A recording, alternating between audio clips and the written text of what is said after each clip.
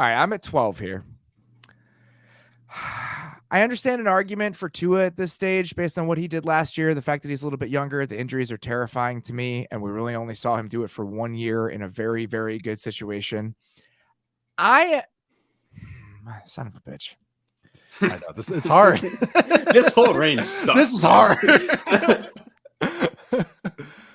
I had like so many notes on Fields, and half of them were negative. All right, the two guys I am picking between here, okay, are as far apart as you can possibly be in the reasons that I would pick them.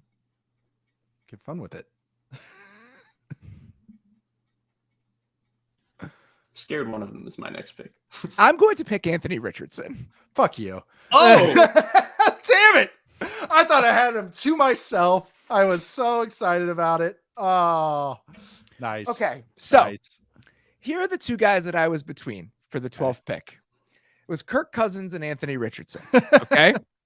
Kirk Cousins, in the last 3 seasons, among active players, Kirk Cousins is 10th in EPA per dropback. If you look at non-play action, because he was a play action merchant for a little bit under the previous regime, he's 8th. Okay. He is just the 8th to 12th best quarterback in the league if you look at passing numbers consistently. And he's only 34 years old. We'll see what he's going to cost over the next 3 years. It's expensive now, but let's say he gets something in the Derek Carr range for his next contract. His agent is better than that, and I assume he'll get more than that.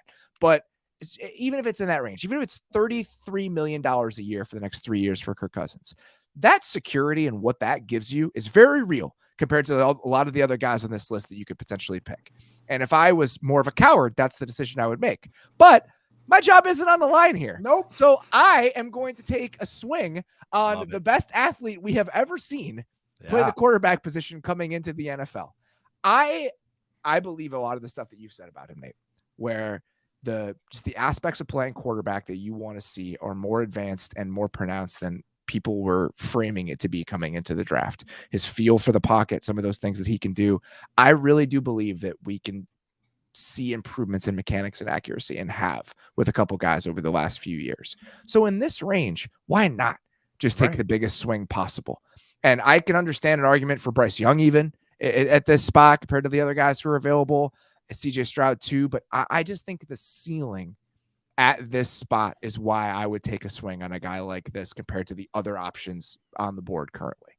He was who I was taking next. So it was all the things you laid out. I'm a huge fan of him. I think there's more to him that people have given him credit for mentally and polish wise. And by all accounts, he seems like a hard worker and a great dude. Yes. And people like him, which again, we're going to keep reiterating that, on top of being a truly once in a lifetime athlete at the quarterback spot. It's the upside just there and has all the other intangibles that you want at that position. And I mean, Josh Allen coming out, and it's not fair to compare anyone to the growth that Josh Allen had way like crazier misses than Richardson ever had, and at a lower level, playing at Wyoming, playing against lesser competition.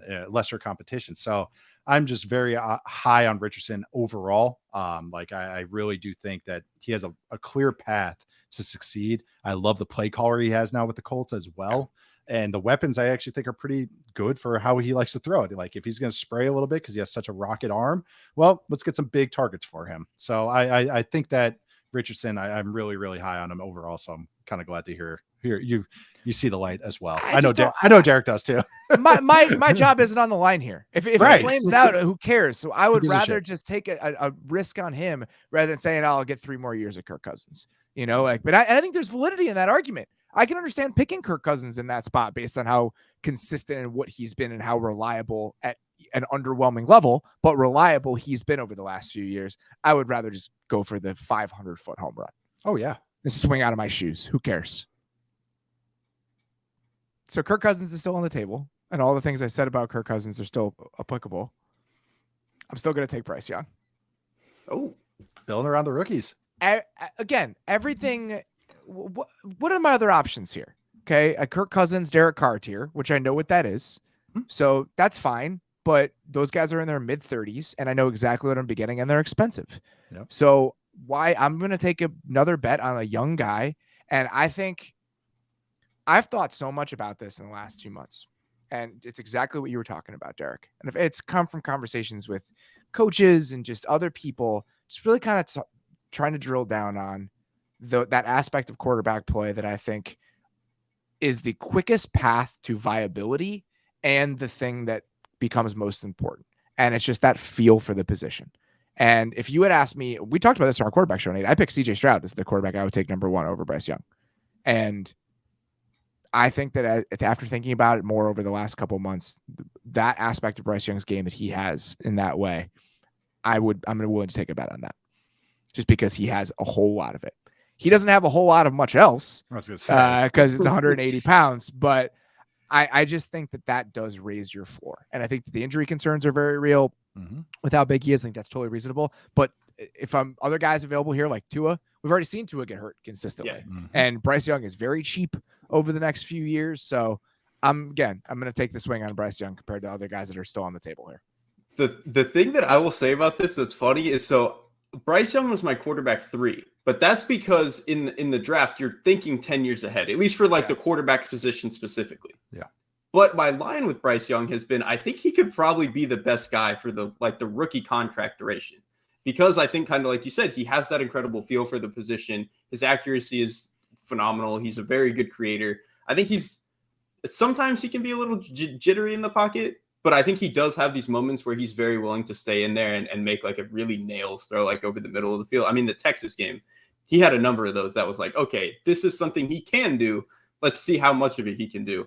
But I think, like you said, the feel for the position, I think when you add that on top of the Panthers' offensive line is kind of good. Their skill players aren't that good, but they're competent. They're better than what a lot of other number 1 pick types are probably dealing with.